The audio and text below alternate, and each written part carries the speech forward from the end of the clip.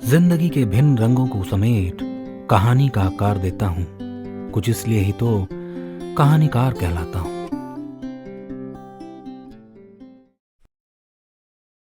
मित्रों, हमारी कहानियां सुनने के लिए हमारा चैनल सब्सक्राइब करना और बेल आइकन दबाना ना भूलें।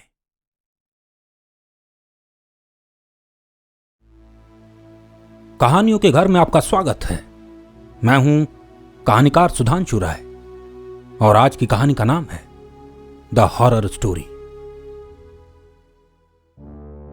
मानव अनेक रहस्यों से घिरा है, पर कुछ गहरे काले रहस्य उसको वो पीड़ा दे सकते हैं जिनको वो कई जन्मों तक ढो सकता है।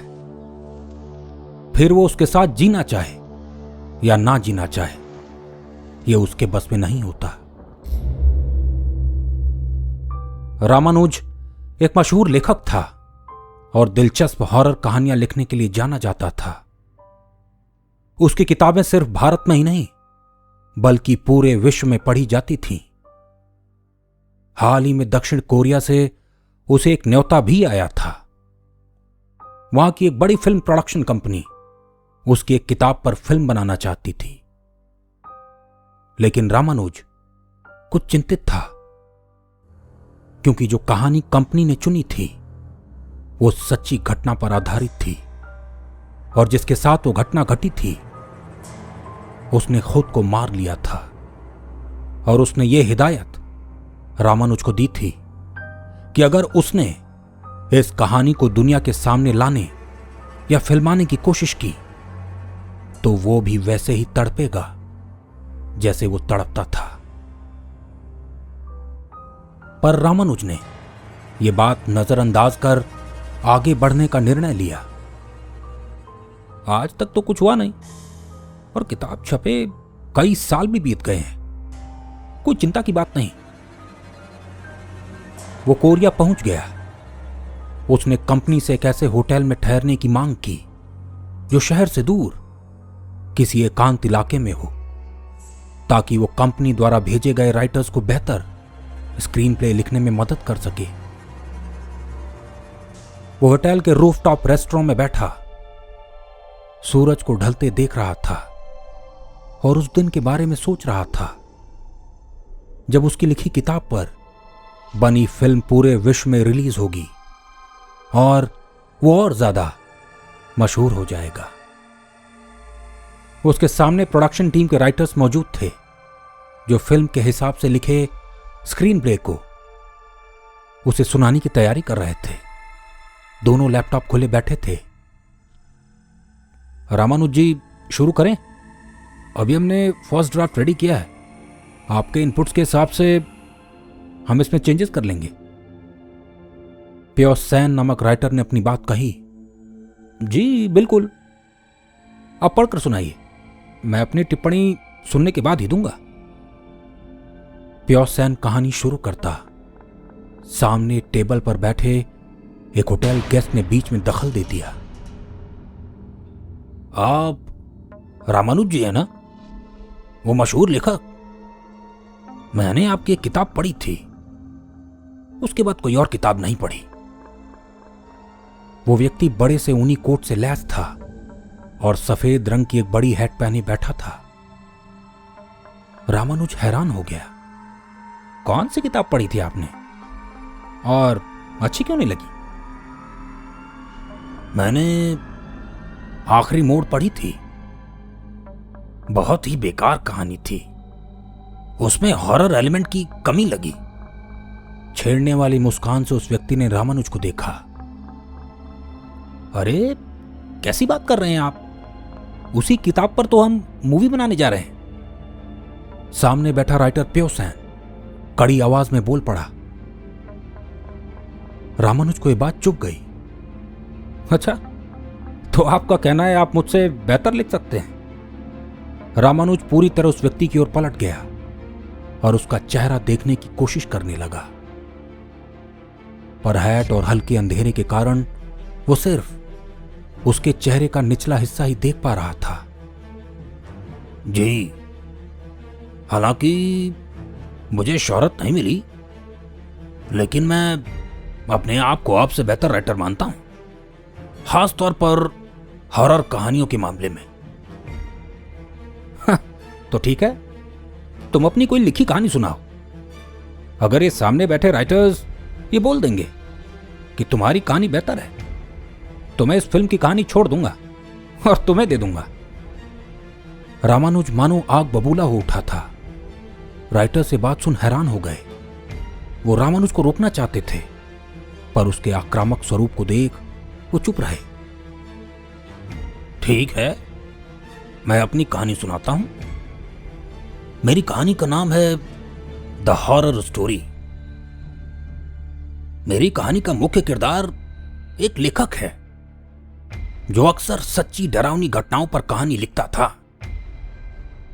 जब भी वो कुछ ऐसा वाकया सुनता था जहां भूतों या आत्माओं से कोई संबंध होता, तो वो वहां पहुंच जाता अपनी नई कहानी के लिए।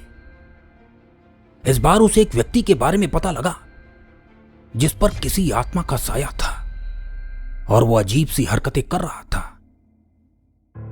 जब वो उस जगह पहुंचा तो पाया वो व्यक्ति, जिसका नाम मृणाल था, पूरा सफेद पड़ चुका है और उसकी आवाज भी बदल चुकी है। वो हर रात 12 बजे उठकर चिल्लाने लगता था और अपना सर जमीन पर पटकने लगता था।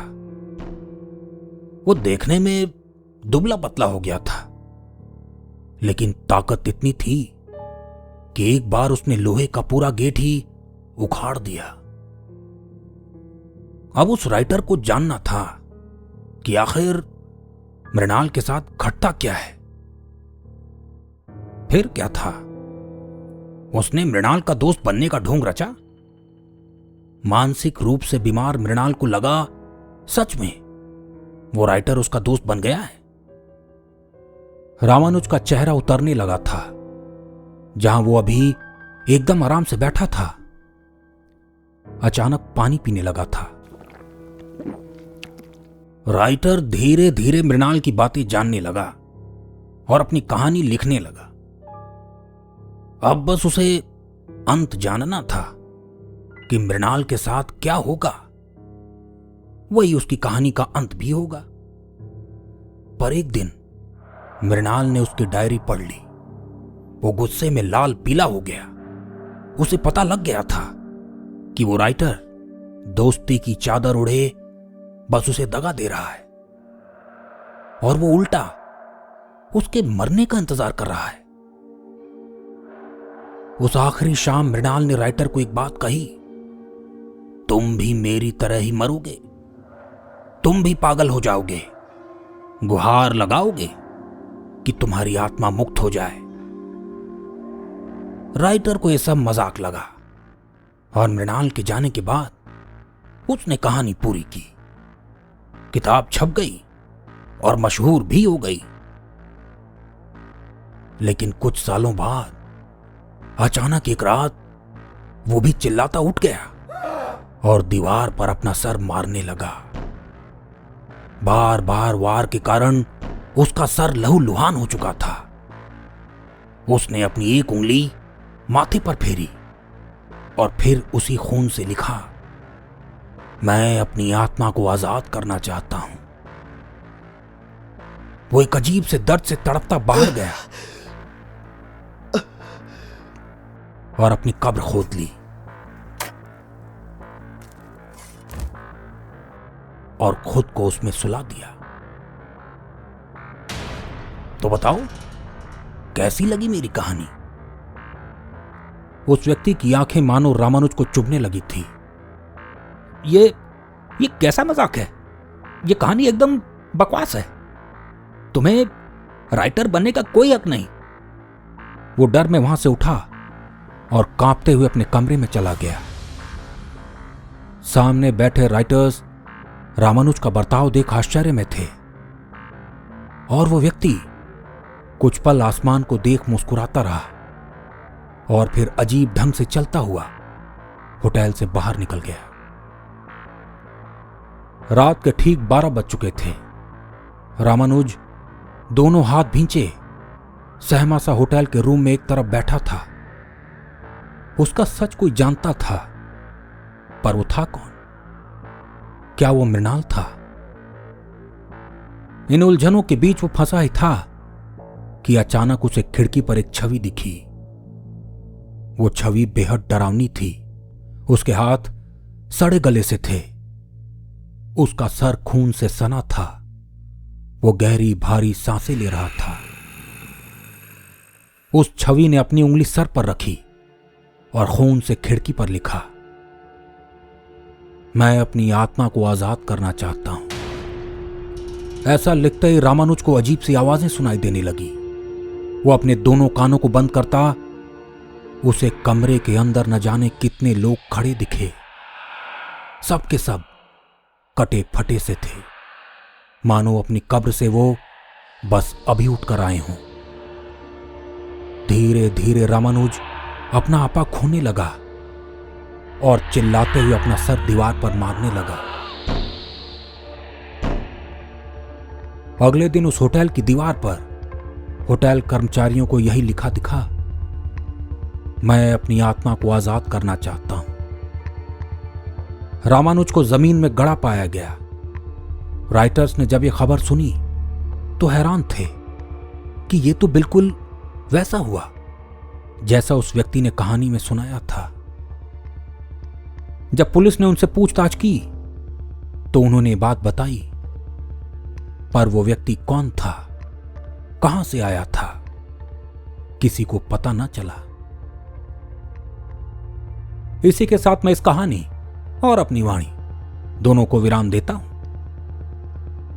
मित्रों, यदि यह कहानी आपको पसंद आई तो इसे लाइक और शेयर जरूर करें, और हां, हमारी कहानियां सुनते रहने के लिए हमारा चैनल सब्सक्राइब करना और बेल आइकन दबाना ना भूलें।